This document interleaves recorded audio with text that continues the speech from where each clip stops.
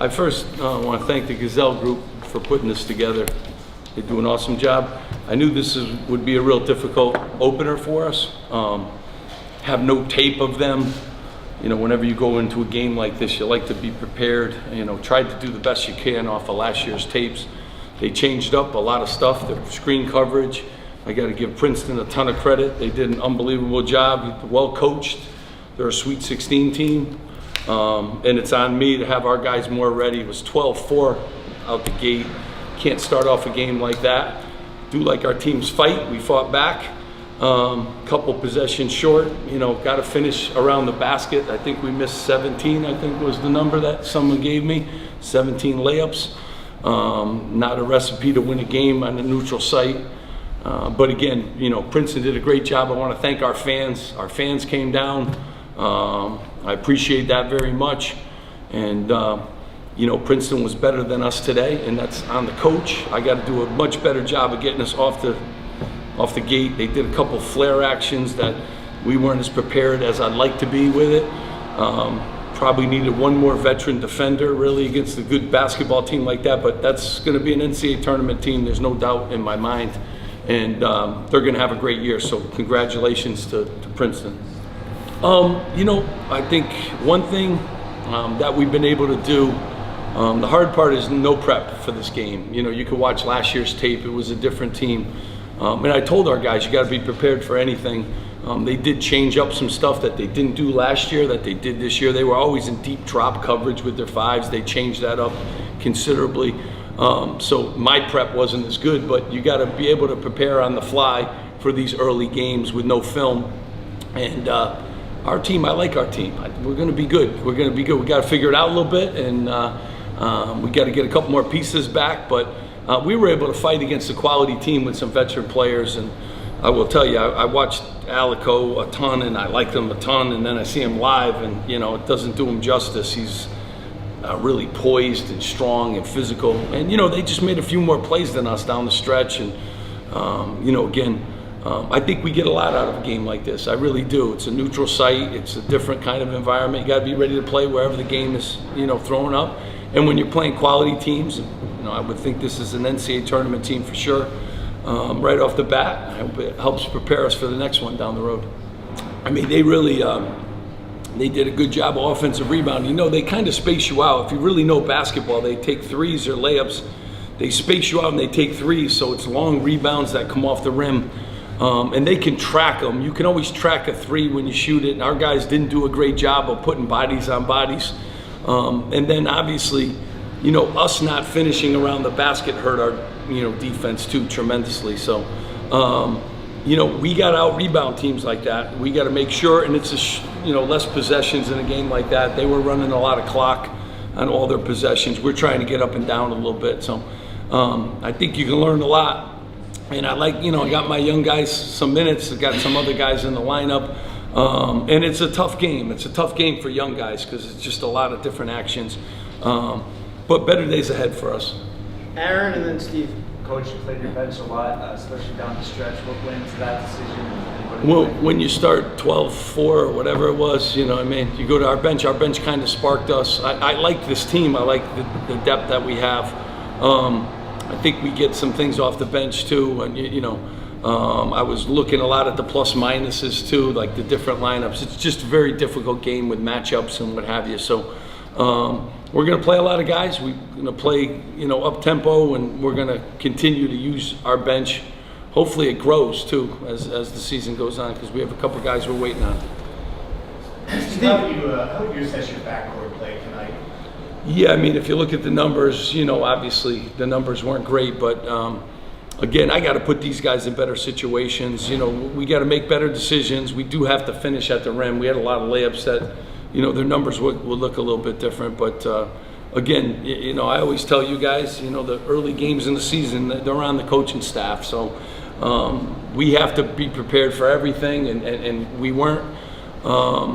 You know, hopefully moving forward here, we'll have a couple tapes of some different teams, and it'll be a little bit easier to make some game adjustments. Right here. Yeah, Coach, Caden Pierce, only 6'6", 15 boards, 6 of those offensive. What makes it so hard to keep him up? Yeah, real physical, smart. You know, he's I mean, I love watching the films of him last year. He goes relentlessly to the glass. You know, he does a really good job about using his body and leverage around the rim. But he's strong, he's physical, he's a really good player. He's a really good player. He's Rookie of the Year in the league and will continue to be an all-league player. They have good players. Tip of the hat. They've done a good job recruiting. Those kids can play. Eddie in the back there. Coach, Jerry Simpson got the starting point when we left stage Michael Davis for 29 minutes. I'm just curious the decision here to get Davis involved, especially with Princeton playing 13 games, just for general. Yeah, I mean, J. Mike has been great on the defensive end. I felt like our defense needed, and we needed some speed and really to pressure the ball and stuff. But, you know, Derek plays a lot. I mean, we're going to rotate all those guys in. Austin, we felt like was the best matchup for Alico, and that was important for us because he was having his way with us in the first half, so he garnered some of those minutes too. So, you know, the one thing, every game you're going to see a different guy. Like I do like this group, and even Chol didn't get in today. I told him to keep his head up because he's going to have some games where we really need him too. So early in the season, just trying to figure it out a little bit with some of those guys and trying to ride the guy that, you know, we just felt was better on the defensive end. Jerry. Steve, what do you think of what you got on a Wolf? I mean, I think he's, you know, kind of this how he's been playing and practicing. You know, he's a matchup, you know, problem. It's a tough game for him because now he's got to run around the court. I'd like to have Cliff and he in the game at the same time, but you're chasing around all guys that shoot threes, you know, so it's a little different than the traditional, you know, Big Ten lineups.